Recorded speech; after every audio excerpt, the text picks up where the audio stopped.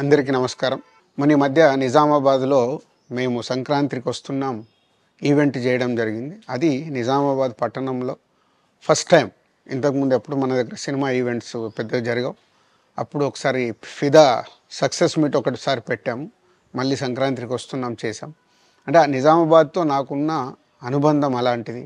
నిజామాబాద్ జిల్లా వాసిగా అక్కడ ఈ సినిమా ఈవెంట్ చేయాలని చేయడం జరిగింది. పోతే ఆ ఈవెంట్‌లో నేను మన కల్చర్‌లో ఉండే మన దావత్ గురించి, మటను, తెలగలు గురించి సంబోధించాను.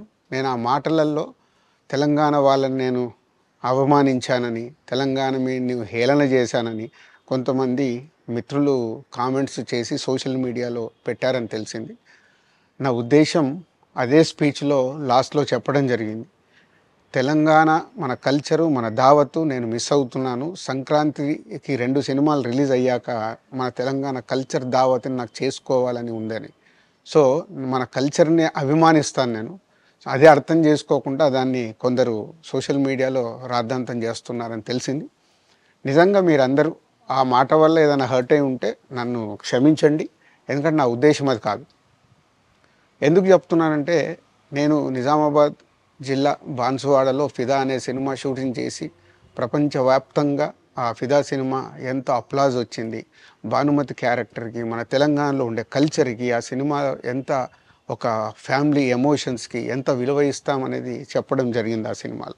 అది ప్రపంచవ్యాప్తంగా ఫిదా సినిమా ఎంత పెద్ద హిట్ అయిందో మీ అందరికీ తెలుసు. అలాగే 'బలగం' అనే సినిమా తీసినప్పుడు తెలంగాణ సమాజం మొత్తం మమ్మల్ని అభినందించింది. తెలంగాణ ప్రజలందరూ ఆ సినిమాను ఆదరించి ఇది మా సినిమా అని గుండెలకు హత్తుకున్నారు. అన్ని రాజకీయ పార్టీలు ఆ సినిమాని అప్రిషియేట్ చేస్తూ మమ్మల్ని ప్రతి ఒక్క స్టేజ్ దగ్గర తీసుకెళ్ళి అభినందించారు అన్ని రాజకీయ పార్టీలు. సో, ఒక తెలంగాణ వాసిగా ఒక తెలంగాణని అభిమానించే నేను తెలంగాణని హేళన చేస్తానని ఎలా అనుకున్నారో నాకు తెలియదు. పోతే దాంట్లో ఏదైనా మీ కమ్యూనికేషన్‌లో తప్పుగా అర్థమైంటే నన్ను క్షమించండి. మీ మనోభావాలు ఆ కొందరు ఎవరైతే దెబ్బతిన్నాయని అనుకుంటున్నారో వాళ్ళందరికీ నా విజ్ఞప్తి, మీ మనోభావాలు దెబ్బతింటే నన్ను క్షమించండి. ఇప్పుడు నేను ఒక సినిమా ఇండస్ట్రీ ఫెటర్నీ నుంచి ఎఫ్‌డీసీ చైర్మన్‌గా అయ్యాను. సో, మీ అందరికి తెలుసది. సో, ఇటు సినిమా ఇండస్ట్రీకి, అటు ప్రభుత్వానికి మధ్యలో ఉంటూ సినిమా ఇండస్ట్రీకి అవసరపడ్డట్టుగా నేను అన్ని సహాయ సహకారాలు చేస్తూ ఈ హైదరాబాద్‌లో హెల్తీ వాతావరణము, తెలుగు సినిమాకి, తెలంగాణలో అభివృద్ధి చెందాలనుకునే యువతకి అందరికీ నేను ఉపయోగపడేలాగా ఉండాలి.